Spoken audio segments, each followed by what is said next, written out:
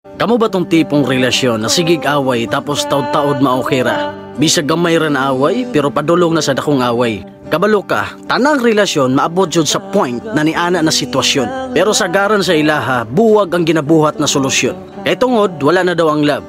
Puro na lang away tapos balik-balik. Kay makapuol na daw, kanang sigig away. Ikaw, biyaan ba nimo imong uyab kung dili na nimo kayang ibalik kung unsay naa sa inyo sa una? Sa tinuod lang, wala may relasyon na dili makaagi ning ana. Bisag unsaon nimo, ning ana og ning ana na jud ang mahitabo. Bisag kinsa pang babae ang imong makaila dira. Tanan na naagian nimo sa imong karelasyon garon, pwede sad nimo na masulayan sa uban.